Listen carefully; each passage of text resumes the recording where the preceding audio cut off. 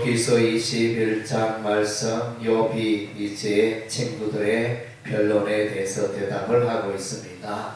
그래서 이제 엘리바스, 빌닷, 소발, 이제 다 두 번씩 이제 변론하였고, 지금 이제 욥은 소발의 변론에 대해서 이제 답변을 하고 있습니다. 소발의 그 변론의 내용은 이제 악인은 철저하게 망한다. 악인은 쫄딱 망하고 악인이 잘 되는 법이 없다. 그것은 이제 하나님께서 악인에 대하여 징계하시기 때문에 그러하다. 이렇게 결론을 내립니다. 그러나 이제 욥은 이와 같이 이제 답변을 합니다. 이제 악인이 무조건 망하는 게 아니고 악인도 이 세상 살 동안에는 이제 잘 되기도 한다. 이렇게 그렇게 말해주고 있습니다. 그래서 이제 예수 안 믿는 자도 예수 믿는 자보다 더 잘 살 수도 있다는 것입니다. 그래서 그들의 자손들이 잘 되고 또 그들의 가족들이 잘 되고, 그래서 이제 이 세상에 살아가는 날 동안 이제 음악을 즐기며 또 안식을 누리며 그렇게 이제 하나님과 관계없고 하나님을 저주하고 하나님을 등지고 살아가는 자들도 얼마든지 이 세상에 잘 살 수 있다는 것입니다.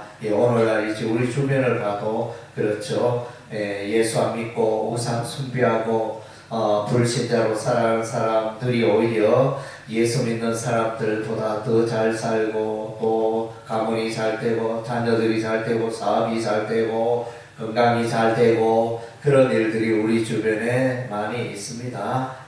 그러나 이제 그렇다고 해서 그들이 하나님의 복을 받고 하나님의 징계를 받지 않느냐 이런 문제는 아닙니다. 그래서 하나님과 관계를 맺지 못하고 하나님을 예배하지 않는 자는 마침내 멸망에 이르게 되어집니다. 13절 말씀에 그들의 날을 행복하게 지내다가 잠깐 사이에 소홀에 내려가느니라. 그래서 그들은 이제 세상 사람들은 부귀영화를 즐기지만 순식간에 멸망, 소홀, 엄불로 무덤에 내려가는 인생이 되어집니다. 그래서 이제 그들이 행복을 노래하고 행복을 말하고 행복을 계획하지만 그러나 이제 그 행복은 그들의 삶에서 멀어지는 것입니다. 16절 말씀에 그러나 그들의 행복이 그들의 손안에 있지 아니하니 악인의 계획은 나에게서 멀구나. 그래서 참된 행복과는 거리가 먼 불신자들의 모습, 악인들의 모습을 보게 되어집니다.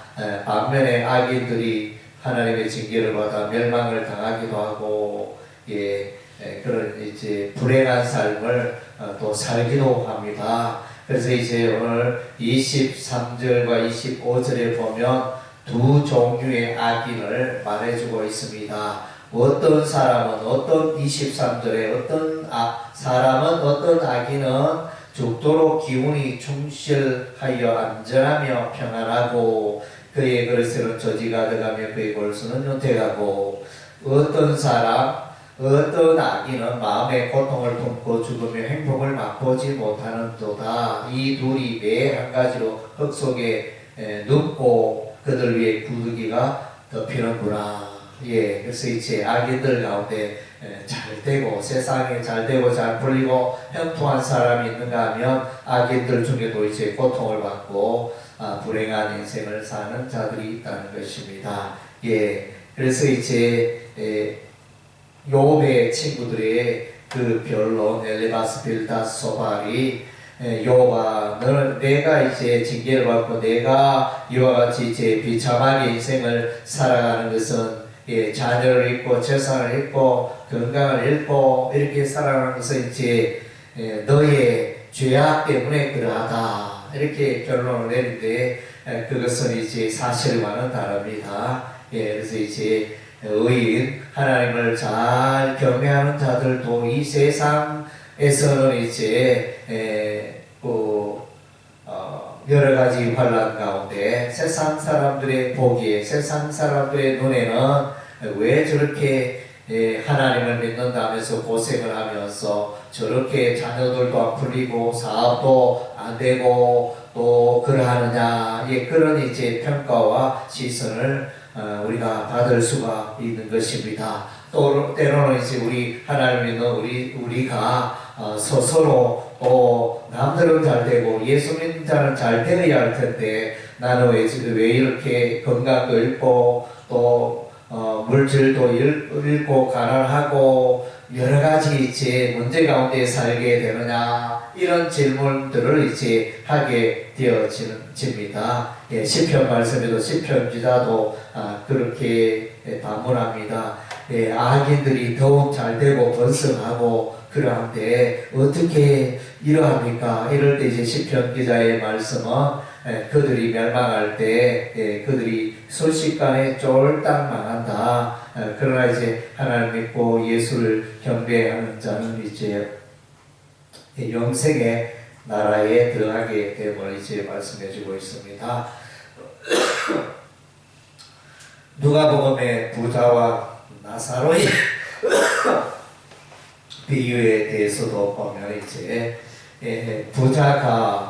부자는 이제 하나님을 모르면 하나님 믿지 않습니다. 부자는 이제 이 땅에 잘 먹고 부귀 영화를 누리며 그렇게 사치하면서 외국에 좋은 옷을 입고 그렇게 살아가지만 그러나 이제 그들은 마침내 죽었을 때 멸망에 이르고 그러나 이제 거지와 같이 살아간 나사로 거지는 이제 죽어서 아브라함의 품에 안기고 천국에 들어가게 되어지는 이제 그런 것들이 성경에 기록이 되어져 있습니다. 그래서 이제 우리 믿는 자들이 삶 속에 어려움을 당할지라도 우리가 너무 낙망할 필요가 없습니다.